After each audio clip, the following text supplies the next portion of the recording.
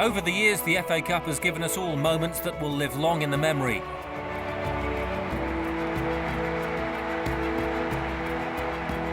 The unforgettable drama and the passion is all relived here with the FA Cup's golden moments. Gascoigne strikes! Oh! Sunderland is there! Oh, what a goal! And still Ricky Villa! What a fantastic run! He scored!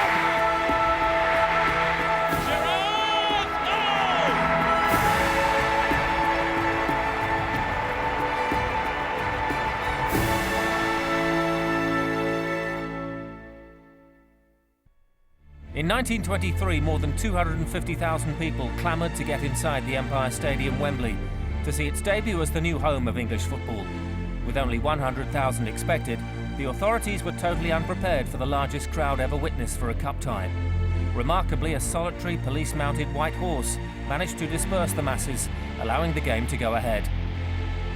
The game itself saw a comfortable win for the favourites Bolton against second division West Ham, and despite the consequence of a pitch covered in debris, Bolton won 2-0.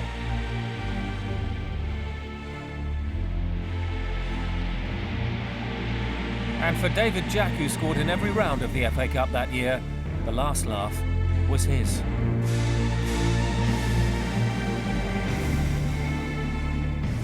It's 1927, and members of the Football Association inspect a Wembley pitch that would see history made. Cardiff City met Arsenal, having lost in the final 2 years earlier, but this time they would become the only team to win the cup and take it out of England and into Wales.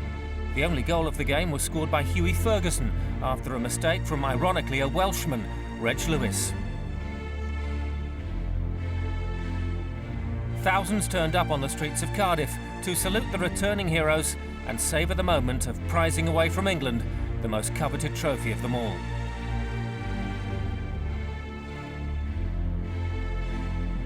Captain Fred Keenor led the celebrations to match a feat that may never be repeated.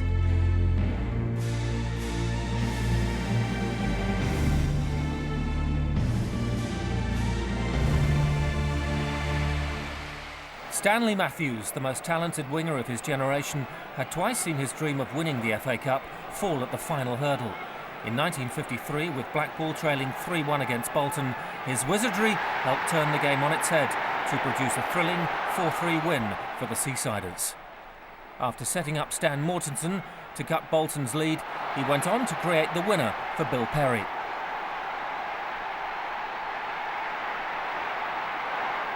At the final whistle, his teammates rushed to congratulate Matthews, making the famous trip up the Wembley steps. The adulation was his. Receiving his medal from the Queen, the relief was evident on the face of a man who, at the age of 38, had finally won the FA Cup. Stan Mortensen scored a hat-trick for Blackpool that day, but this will always be remembered as the Matthews final.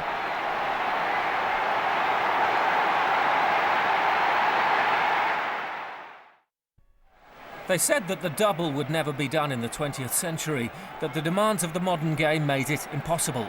But after this sharply taken Bobby Smith goal, Tottenham Hotspur were poised to prove that they were good enough to add the FA Cup to the League Championship. Leicester battled bravely through the cup final, carrying an injured player, but Spurs' class eventually told. Smith crossing for Terry Dyson to head past Gordon Banks to clinch a place in the record books.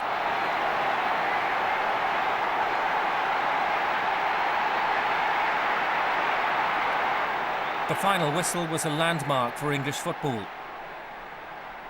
It established Tottenham Hotspur as the side of their era.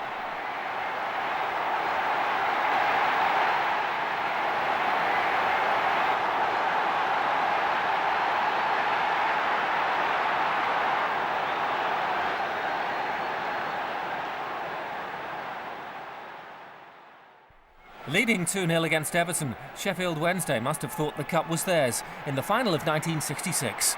But then came the comeback. Mike Treble lashed the ball in with half an hour to go to shake the Blues into life. And the man whose name wasn't even in the match programme produced a second to tip the momentum in Everton's favour. It certainly got the crowd excited, but not even this intervention distracted the Merseysiders from finishing the job off.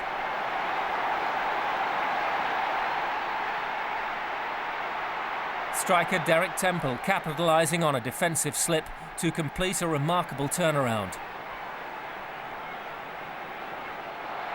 No team has come back from 2 goals down to win in a cup final since Everton.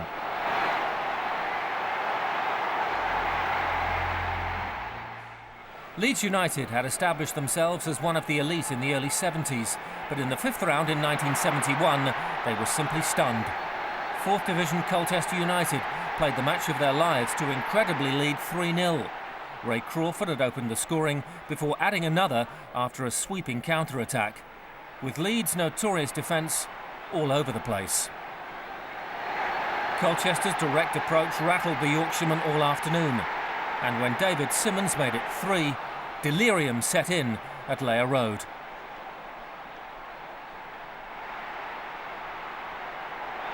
Leeds did pull it back to 3-2, but it wasn't enough.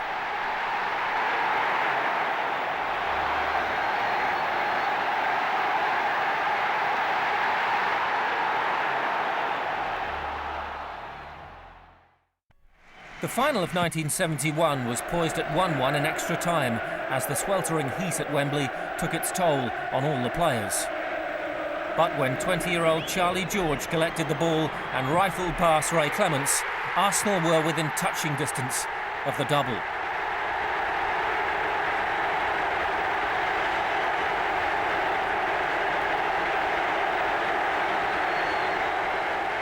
The Gunners had clinched the championship on the previous Monday at Tottenham, and now they could emulate the achievement of their great local rivals 10 years earlier. Having been behind, the resolve that has served Arsenal so well over the years saw them through yet again.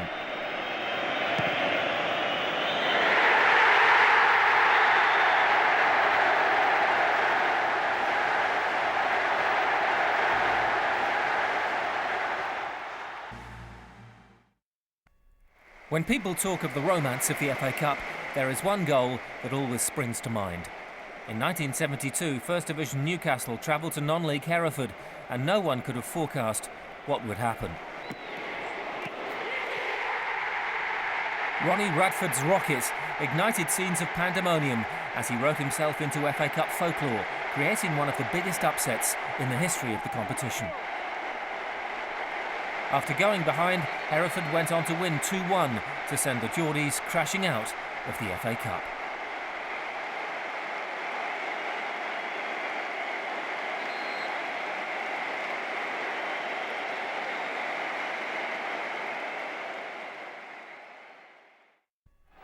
In the second half of the 1973 final, favourites Leeds threw everything at the underdogs Sunderland.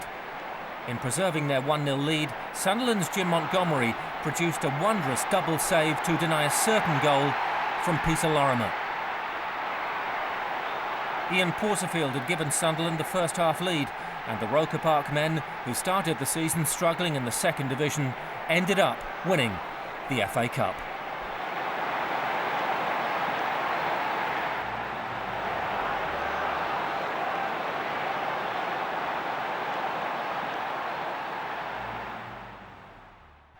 When Southampton walked out for the 1976 final with Manchester United, few people gave the second division side much hope against their illustrious opponents.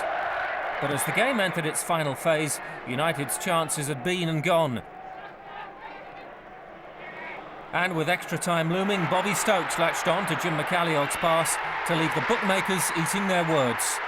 The cup was on its way to the south coast.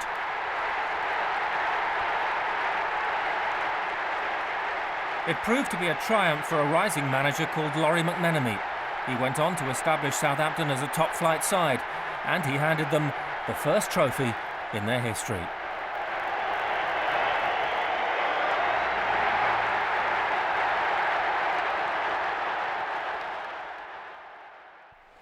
An old adage in football says it only takes a second to score a goal. It was never better illustrated than during the climax to the 1979 final. With 4 minutes left, Gordon McQueen reduced Arsenal's lead over Manchester United to 2-1. Then Sammy McIlroy jinked his way through the Arsenal defence, much to the relief of the Old Trafford fans.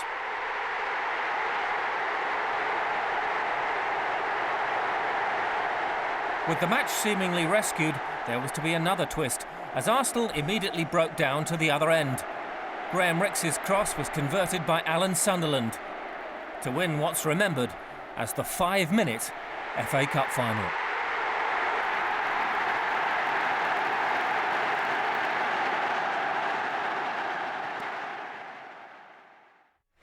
In the 100th FA Cup final in 1981, the Argentine Ricardo Villa was inconsolable as he made a lonely walk towards the tunnel after being substituted.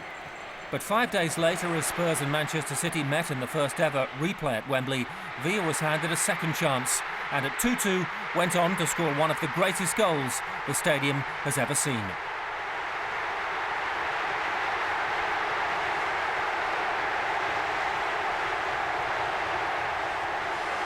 Fellow Argentine Ozzy Ardiles had received much of the pre-match attention, but Villa wrote his name into Spurs history, and the tears of the first match were long forgotten.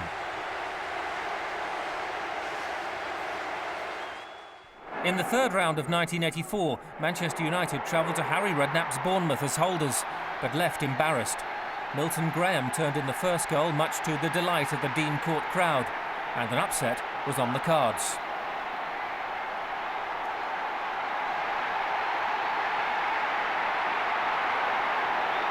And when Ian Thompson nipped across Brian Robson to strike the second goal for Bournemouth, United's grip on the trophy had gone.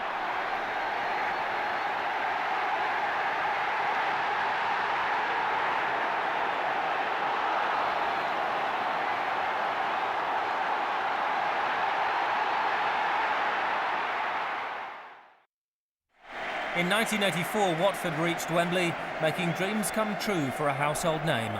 The emotion was all too much for Chairman Elton John, as his eyes swelled and the tears arrived. Graham Taylor led out the Watford side, but having spurned early chances, the day would ultimately belong to Everton. Graham Sharp swivelled to give the Merseysiders a first-half lead, and they would never look back.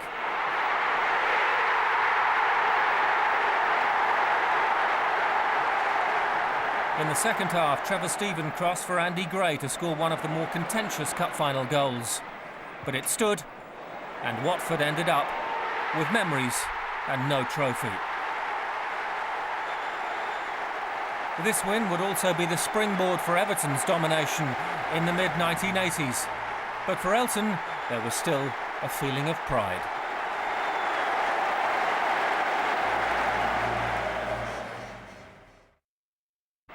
Sometimes players make history for the wrong reasons. In 1985, Kevin Moran became the first man to be sent off in an FA Cup final for a late challenge on Peter Reid. From there on, Everton were hot favourites to win and complete a first-ever treble for the season.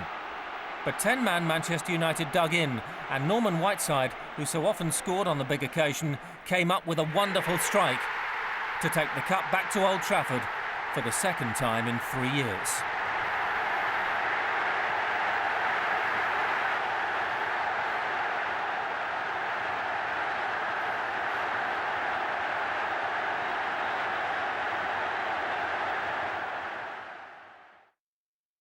In 1986, the people of Merseyside did everything they could to see Liverpool and Everton meet for the first time in an FA Cup final. Having trailed 1-0 at half-time, Liverpool stepped up a gear in the second half, and with the double in sight, Ronnie Whelan broke away to set up Ian Rush to seal the game at 3-1. It proved to be a triumph for player-manager Kenny Dalglish, who walked away with both the main domestic prizes in his first year as a manager. And Everton, who might have won both themselves, finished with nothing.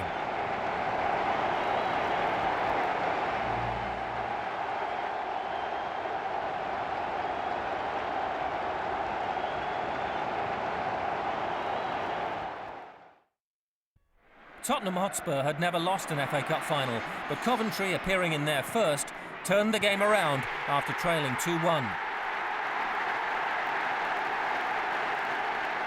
In extra time, Lloyd McGrath broke away and his cross glanced off the unlucky Gary Mabbott to complete an incredible comeback by Coventry.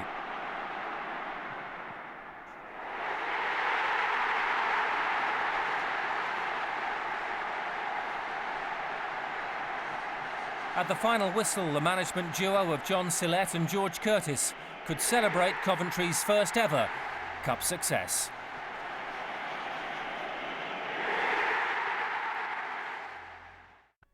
Wimbledon's fairy tale rise from non-league football to the top flight continued in the final of 1988 against Liverpool. Laurie Sanchez heading in from a Dennis Wise free kick, and the self-styled Crazy Gang had the league champions rattled.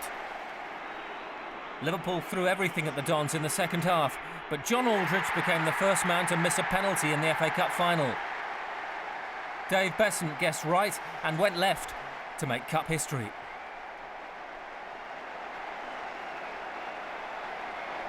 And Besant himself collected the cup for Wimbledon as the dream became reality.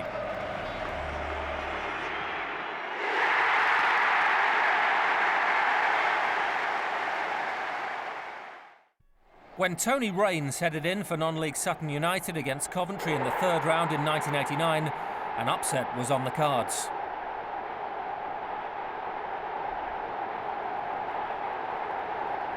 David Phillips equalised in the second half, and the First Division side must have thought they'd escaped.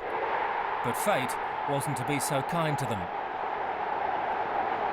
Matthew Hanlon turned in from close range to restore Sutton's lead. And Coventry, who'd won the cup only 2 seasons earlier, faced humiliation.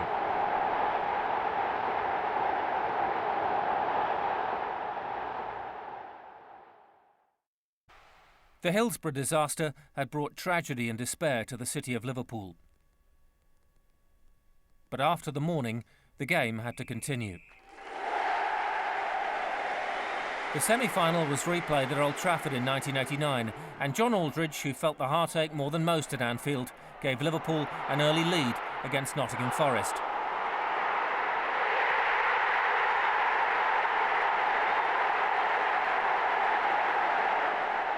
In the second half, Aldridge restored the Liverpool lead as the travelling Kop supporters seemed to suck the ball into the net. A Brian Law's own goal saw Liverpool return to Wembley, and football had been given back to the fans.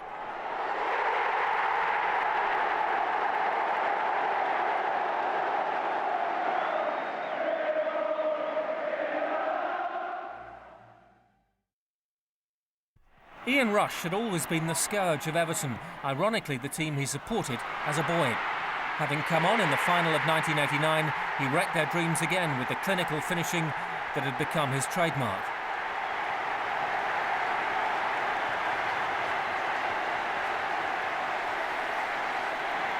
Everton had twice equalised, but John Barnes' cross was headed in by Rush for his 4th goal in 2 Merseyside finals.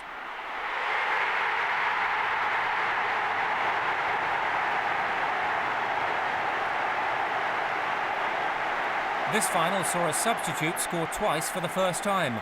Rush was actually the second after Stuart McCall's strikes for Everton earlier in the same match.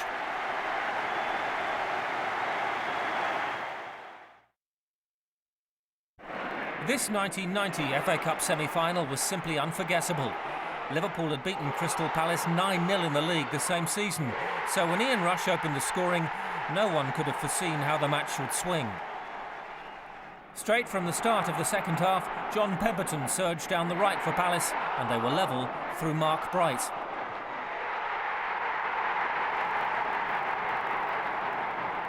Then Gary O'Reilly put the Eagles in front.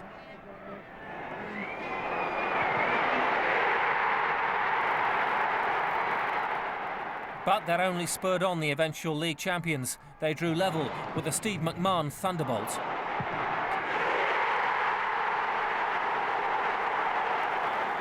After John Barnes converted this late penalty, the Anfield faithful thought they'd scrape through.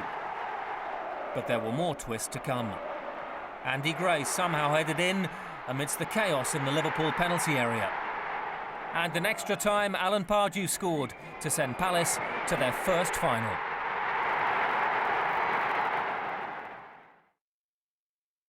There have been many triumphs for non-league sides in the FA Cup, but few as devastating away from home as Woking managed at West Bromwich Albion in the third round in 1991. After trailing at half-time, the Surrey side took their opponents apart, scoring 4 times. There was a hat-trick from Tim Buzaglo. As the match went on, the home support turned on their own manager, Brian Talbot, and applauded the style that their supposed inferior guests were exhibiting. As the 4th goal hit the Albion net, the travelling fans knew they were through and the celebrations could begin.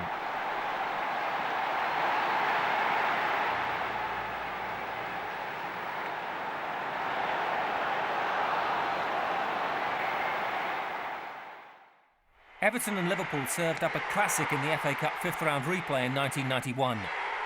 Peter Beardsley opened the scoring for the Reds, and Graham Sharp headed Everton level just after the break.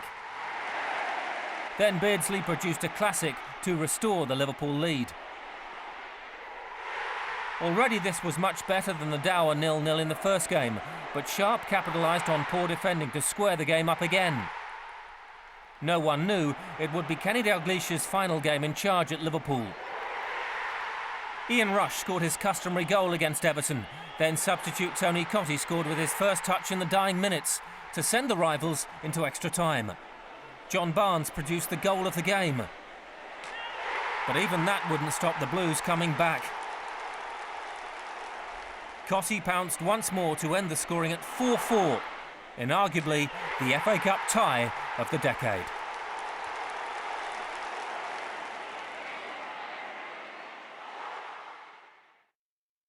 In 1991, Paul Gascoigne walked out for Tottenham's semi-final against Arsenal after a hernia operation only 4 weeks earlier.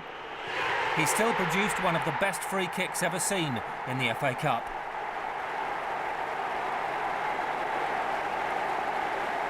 Wembley Stadium was used for a semi-final for the first time, and this match lived up to all the hype as Tottenham ended with a 3-1 victory. They'd return for the final in May. Gascoigne himself was the main architect of Spurs' cup run that year, with match-winning performances round after round. And unaware of the fate that lay in store for him in the final, Gascoigne wasn't going to let anyone spoil his enjoyment.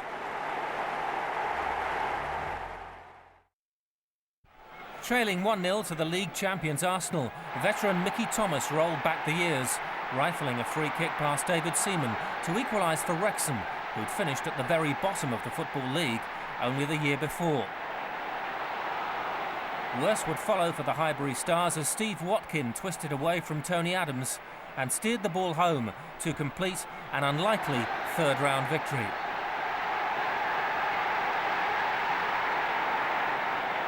It proved that even teams as efficient as George Graham's Arsenal could come unstuck in the FA Cup.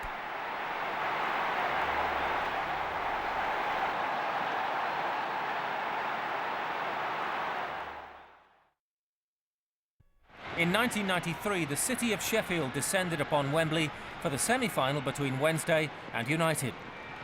And Chris Waddle produced this stunning free kick after only 2 minutes to emulate his old pal Paul Gascoigne 2 years previously. That set the tone for an exciting derby encounter.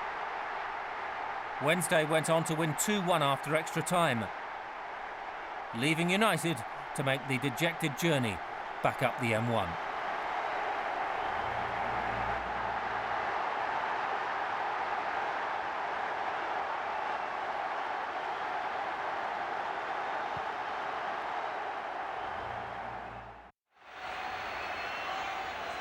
So the drama still to unfold. Here's the corner, and it's gone in, yes! Linnigan! Andy Linnigan's goal in the last minute of extra time in the final replay of 1993 not only prevented penalties for the first time in a final, but ensured that Arsenal won both domestic cup competitions in the same season, a feat never before achieved. Both cup successes came against a Sheffield Wednesday side that provided exciting football throughout the season, but fell short at the final hurdle.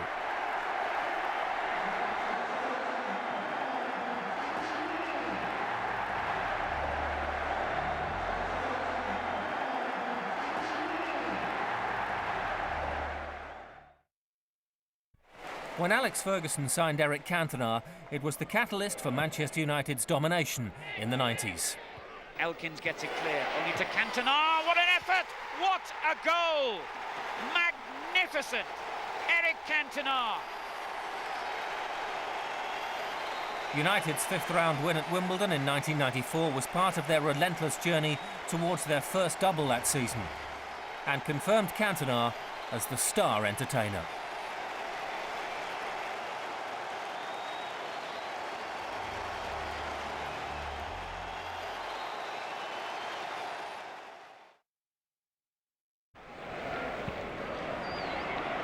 Oh, attaching Sheringham. Klinsmann!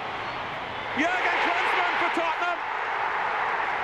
90 seconds left on the watch. Jerry Francis is thrilled. And Spurs sense a place in the semi-final.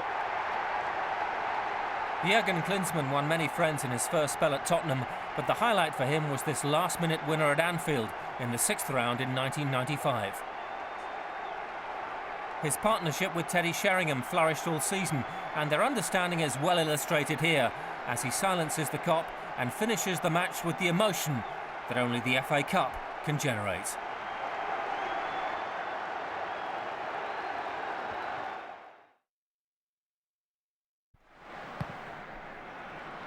James just got his hand to it. Cantona to drive it back through! And Eric Cantona has scored for Manchester United!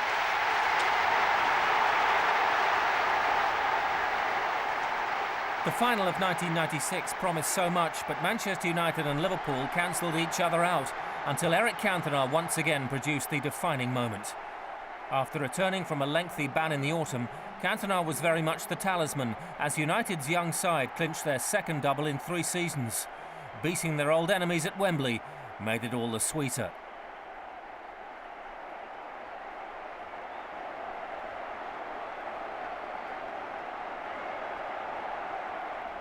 "1-0 to the Reds, and King Eric became the first continental captain to lift the famous old trophy.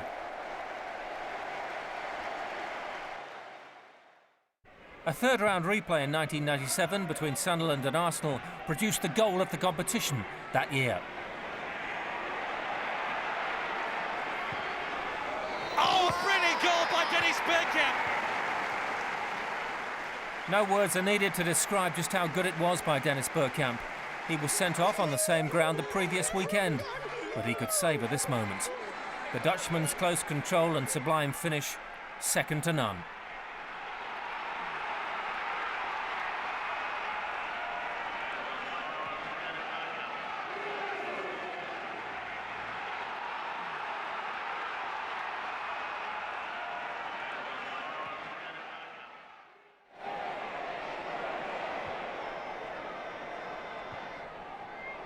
Lovely turn from Zola. Oh, terrific stuff. And what a goal! What a goal from Gianfranco Zola. Gianfranco Zola was voted Player of the Year in 1997, having begun the season at Parma in Italy. And Chelsea ran out worthy winners in their semi-final against Wimbledon. The little Italian putting the icing on the cake with a mesmerising strike that put himself into the hearts of the Stamford Bridge faithful.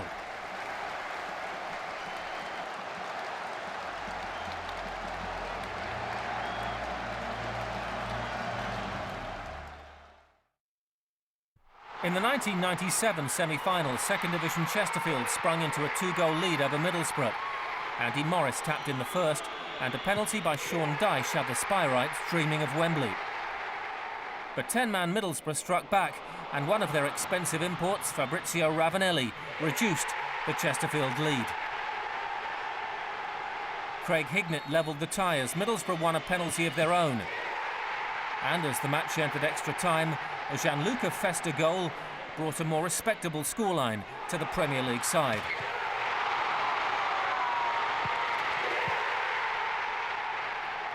But the drama wasn't over, and with time ticking away, Jamie Hewitt looped a header into the far corner to underline that anything can happen in the FA Cup.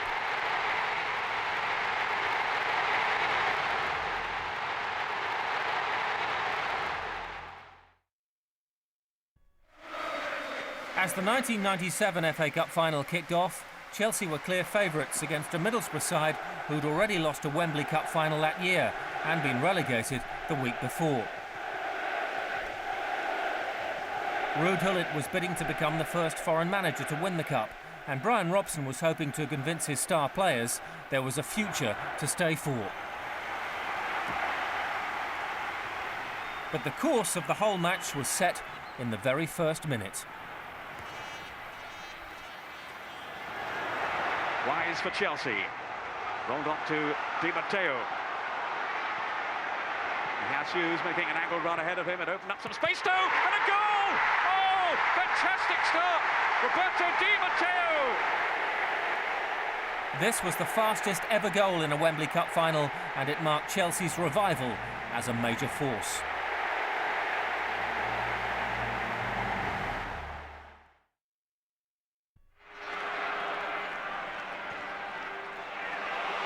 Here's Overmars, will be there for the Dutch team. He's through here and has scored! Mark Overmars for Arsenal! In the final of 1998, Arsenal were bidding for their second double against a Newcastle team desperate for their first FA Cup success since 1955. Anelka onside. Anelka's away. Good strike!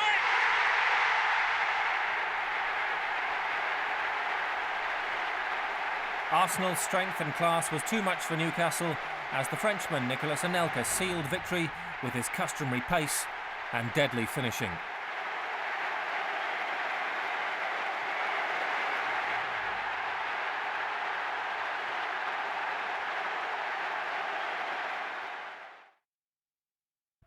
Two giants of the game met in the fourth round in 1999, Manchester United and Liverpool. Good looking move this by Liverpool. Fowler and Owen both waiting. Here's the cross and Owen has done it for Liverpool with only 2.5 minutes on the clock. Liverpool led for nearly the entire match at Old Trafford after Michael Owen's header, but they couldn't hold out. Opts not to shoot, and there's the equaliser from Dwight York. United out of jail with under 2 minutes left. United thought they'd only rescued the match to earn a replay, but there was more to follow.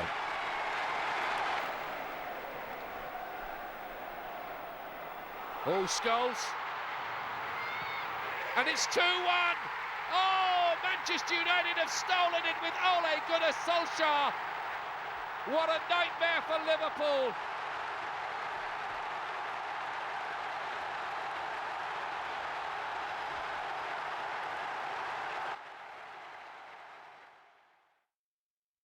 In 1999, David Ginola was voted Footballer of the Year, and this is why.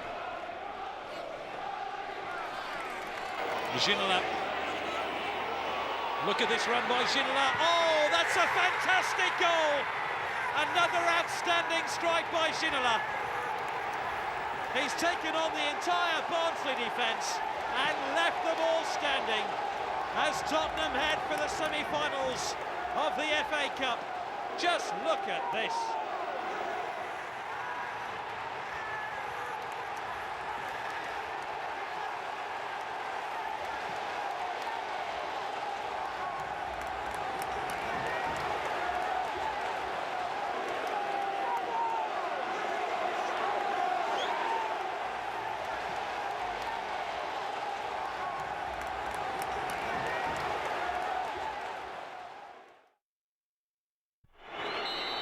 When Peter Schmeichel saved a last-minute penalty by Dennis Bergkamp in the semi-final replay in 1999, it sent a pulsating tie between the two premier forces in the English game into extra time. And then, when Patrick Vieira gave the ball away, this happened. Giggs. Great run here by Ryan Giggs.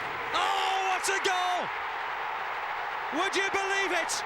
Ryan Giggs could have taken Manchester United to Wembley. A goal fit to win any game, and it kept the momentum going for Manchester United as they headed towards the treble.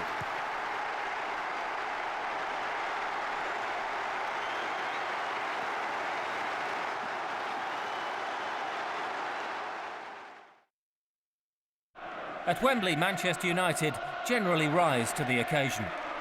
Here's Sheringham. That was neatly done too, and it's Scholes sliding it on to Sheringham! Oh, what an entrance from Teddy Sheringham! He's only been on the field a couple of minutes. That is some impact.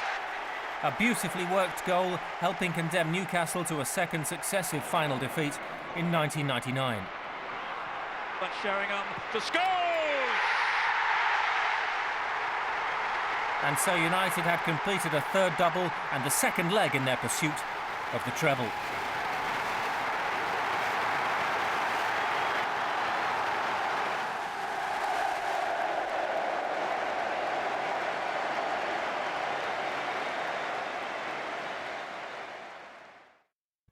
In 2000, Chelsea and Aston Villa walked out side by side for the last FA Cup final at the old Wembley Stadium before its demolition. For many years, the home of football had become a shrine, synonymous with the world's greatest cup competition. For Chelsea, silverware at the turn of the millennium had become a regular occurrence. But the demons that have haunted David James across his career would resurface once again.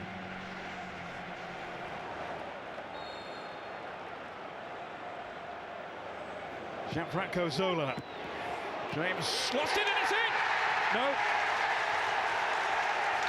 Or is it? It has been given. And Chelsea have gone in front.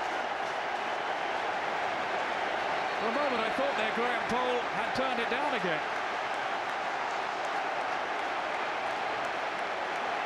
But it was thumped into the back of the net. And it was Di Matteo. Yes, James coming in amongst bodies there. Dropped it again, unfortunately. And there was Di Matteo. No chance for James this. I think he sort of got in between whether he was going to catch it or whether he was going to punch it. Didn't do either, and when it dropped down, he wasn't lucky this time. It dropped straight down to Di Matteo, and he just smashed it straight into the roof of the net. Dennis Wise, complete with his son Henry, led his Chelsea side up the famous steps, and Chelsea fans celebrated a second FA Cup triumph in 4 seasons.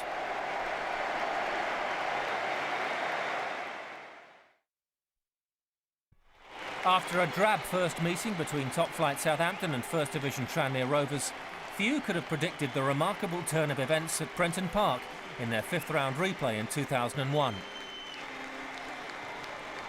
Southampton scored first when the Moroccan Hassan Kashloul curled a fine effort into the far corner.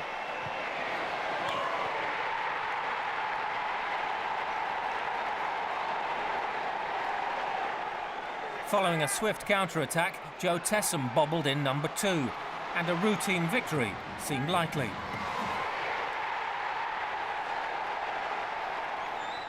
So when Dean Richards put the Saints 3 up before half-time, any signs of a shock seemed far-fetched.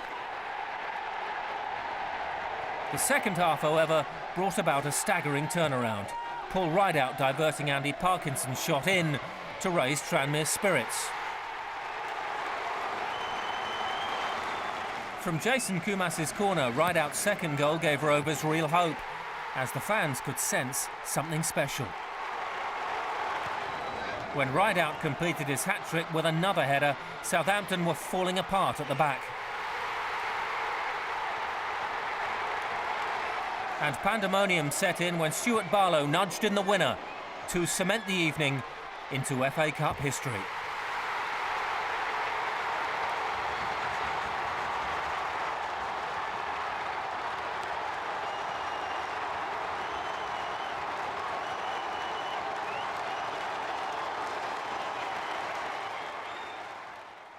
Peter Taylor's Leicester City hosted Wycombe Wanderers in the 6th round of 2001, with a great chance to progress against lower division opposition.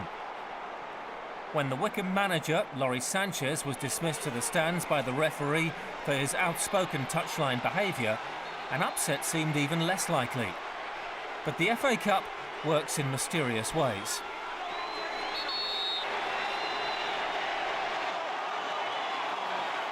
Royce.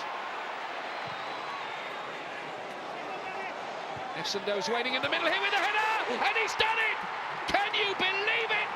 Wycombe Wanderers in stoppage time have what must surely be the goal that sends them into their own dreamland of the FA Cup semi-finals. And the goal scorer is a man who arrived at the club only last week after answering an advert on the internet. Do FA Cup romance stories come any stranger than this?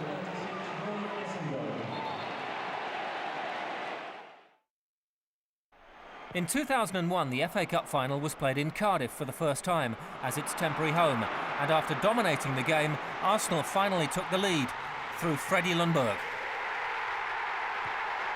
But with time running out, a dramatic turnaround was in store as one of the game's leading young players took centre stage. Seaman staying back on that goal line. It's Owen! It's 1-1. With 7 minutes to go, they have bounced back, and they have done so in style. Michael Owen, well, you would have put your shirt on him, wouldn't you? Up comes Heskey, and then Patrick Berger. Adams has stayed back for Arsenal. Look at the pace here of Michael Owen again. It's there! Michael Owen strikes again. And incredibly, Liverpool have turned it round. The boy is a genius.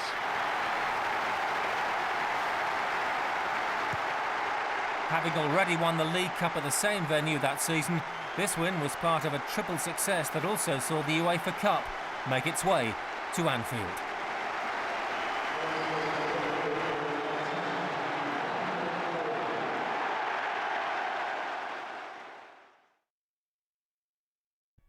Beaten the previous season, in 2002 Arsenal were looking to clinch the first half of a double when they took on Chelsea in Cardiff. Here's Adams, rolled on to Wiltor. Change of pace and direction by him. Ray Parlour. Still Parlour, got a side of goal! Oh, what a goal from Ray Parlour!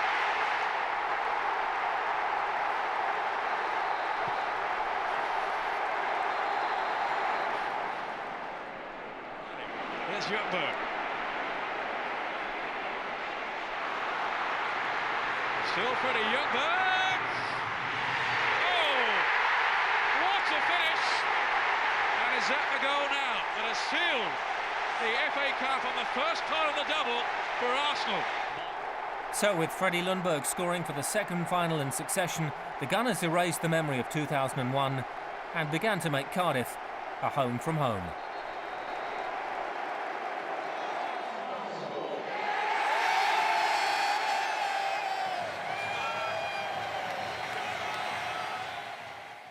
David Seaman had been a dependable presence for Arsenal for more than 10 seasons, and in the semi-final of 2003 against Sheffield United, he showed just why.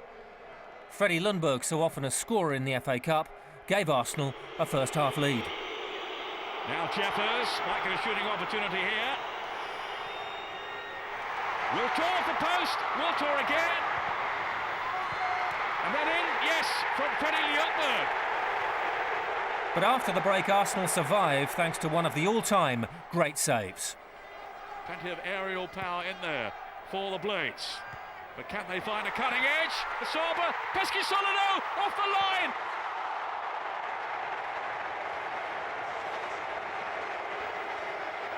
Goodness me, how did that not go in? What a scramble. That was the header from Page. Pesky Solido, and it was somehow kept out by Seaman. That is a fantastic save. Don't think that's in. Right on the line, or above it anyway. Coming out for the second half 3-0 down and reduced to 10 men, Manchester City could have gone through the motions at White Hart Lane. But the FA Cup worked its magic once again. This one's chipped in cleverly. It's a very good goal for Manchester City. Headed in by Dista. Fantastic turn.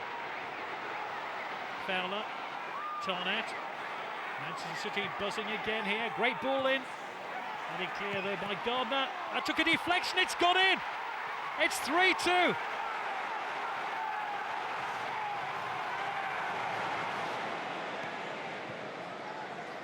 no doubt City will press forward here. It's Wright Phillips. Wright Phillips has made it 3-3. Fantastic. Sibierski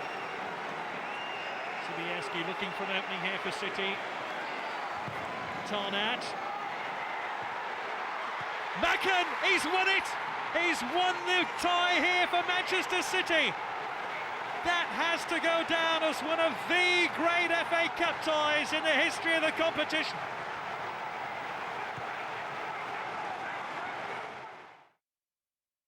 The last FA Cup final in Cardiff in 2006 between Liverpool and West Ham saw one of the most exciting finals for years. With the Hammers 3-2 up deep into injury time following a rollercoaster ride of emotions, the game seemed over. But big players always rise to the big occasion, and Liverpool can always rely on Steven Gerrard. Liverpool back on West Ham throats again. That's Risa, tossed it towards Morientes, and then Gerrard! Oh goodness me! What a strike from Steven Gerrard! I told you, don't write them off. Well, that's this game has had absolutely everything. Captain Fantastic or what? Oh, what a strike! I mean, 5 minutes before he was hobbling, he was struggling with cramp, and it just dropped to him, and he's obviously made his mind up. Right, this is going in the net or it's going in the stand. I'm just giving it everything I've got left. And he struck it perfectly. He's got no chance. He's 35 yards out. It's flown in that back corner. What a strike. And I just don't know what else can happen in this game now, because we've seen it all.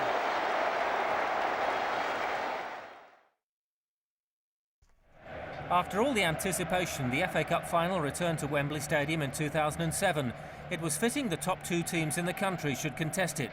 Chelsea and a Manchester United side chasing the double.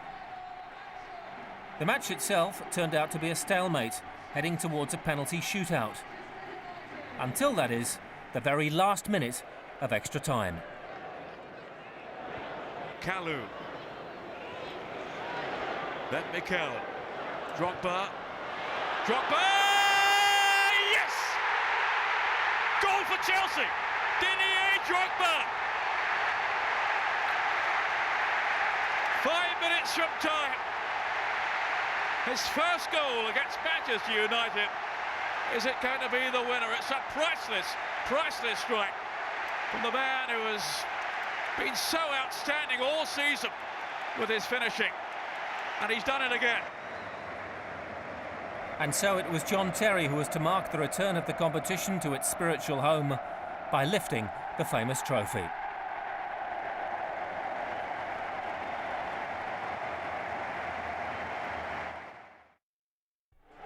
At Liverpool in the fifth round in 2008, Barnsley could be forgiven for simply enjoying their day out, especially after falling behind. But Barnsley would stun the Kop. Just a little ill at ease for a moment there, Liverpool. This is Devaney. Great ball in from Devaney, and the header's in! A goal for Foster, Stephen Foster.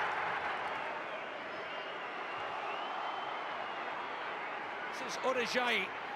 Can Barnsley pinch it late on here? Howard goes down in the challenge. They want a penalty, Barnsley. Martin Atkinson says no. Ball in towards Odejayi. 40 seconds remaining. But Brian Howard on the ball here, sure that he was fouled, and he scores now! What a dramatic moment in FA Cup history! And Barnsley have produced their biggest FA Cup upset since 1998, when they put out Manchester United at this self stage of the competition. And surely there's no way back for Liverpool. The referees looked at the watch, it's all over. Liverpool are out.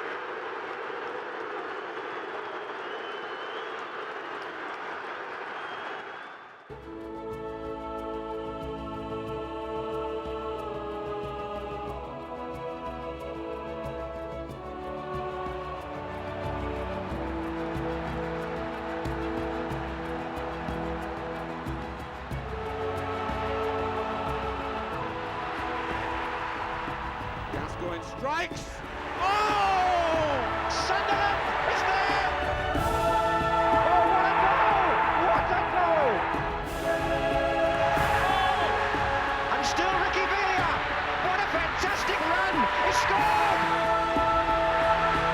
Giroud! Oh! That's it for now. Join us next time for more unforgettable moments from the FA Cup.